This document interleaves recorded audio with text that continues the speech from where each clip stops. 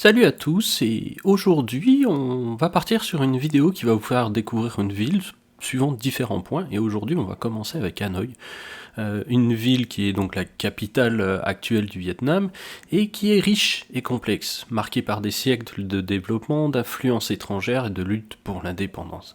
Ce qui en fait son originalité et le fait que c'est une ville attractive et aussi différente de Ho Chi Minh. Et il y a de grandes chances que vous la visitiez si vous venez au Vietnam. Donc c'est pour ça que je me dis que je vais vous la présenter. Et moi j'y ai vécu pendant 5 ans. Donc voilà pourquoi j'en profite, parce que c'est vraiment une ville que je connais bien.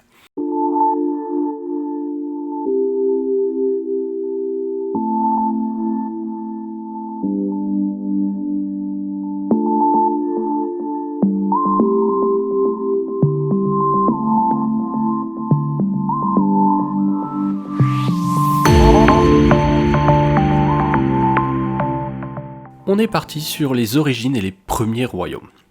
Les premières traces de civilisation dans la région de Hanoï remontent à plusieurs milliers d'années. La région était habitée bien avant l'établissement des premiers royaumes vietnamiens.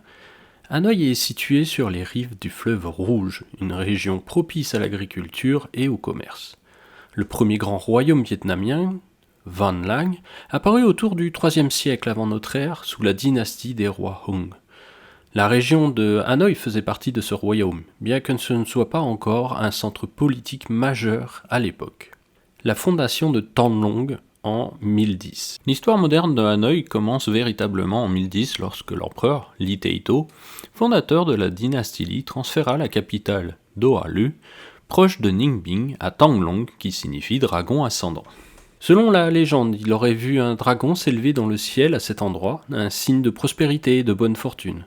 Sous la dynastie Li, donc de 1010 à 1225, Tan Long devint le centre politique, culturel et économique du Dai Viet, un royaume en pleine expansion. Sous les dynasties suivantes, notamment les Tran et les Li, Tan Long prospéra. Elle était réputée pour ses nombreux temples bouddhistes, ses pagodes et ses marchés florissants. La domination chinoise et les luttes pour l'indépendance. Hanoï, ou Tan Long, subit plusieurs invasions et occupations chinoises. La plus longue période de domination chinoise s'étend du 1er siècle avant notre ère jusqu'au Xe siècle. Bien que la région ait régulièrement résisté et tenté de retrouver son indépendance. En 1407, après une nouvelle occupation par la dynastie Ming de Chine, le général vietnamien Li Loi lança une révolte victorieuse et fonda la dynastie Li en 1428. Tan Long retrouva son statut de capitale sous son règne et l'indépendance fut de nouveau assurée. Hanoï sous les Nguyen et la colonisation française. Au début du XIXe siècle, la dynastie Nguyen, après avoir unifié le Vietnam, déplaça la capitale à Hue, reléguant Hanoï à un rôle secondaire. Cependant, elle demeurait un centre culturel et économique important du Nord. En 1873, les Français commencèrent à coloniser le Vietnam. En 1887, Hanoï devint la capitale de l'Indochine française, marquant le début d'une période d'importantes transformations. Les Français modernisèrent la ville, construisirent des bâtiments de style européen, des routes, des ponts, et y introduisirent l'administration coloniale. C'est à cette époque que Hanoï prit son nom actuel. Les luttes pour l'indépendance et la guerre du Vietnam. Au XXe siècle, Hanoï devient un centre de la lutte anticolonialiste, sous la conduite de Ho Chi Minh, et du mouvement communiste Viet Minh. Le Vietnam lutta contre les Japonais pendant la Seconde Guerre mondiale et contre les Français après la guerre. En 1945, Ho Chi Minh proclama l'indépendance du Vietnam depuis Hanoï, marquant la naissance de la République démocratique du Vietnam. Cependant, cette proclamation ne fut pas immédiatement reconnue par les puissances coloniales, et une guerre éclata entre les Français et les forces indépendantistes vietnamiennes. La victoire des Vietnamiens à Dien Bien Phu en 1954 mit fin à la domination française, et Hanoï devint la capitale du Nord-Vietnam, tandis que le Sud était sous le contrôle du régime soutenu par les Américains à Saigon. Hanoï pendant la guerre du Vietnam.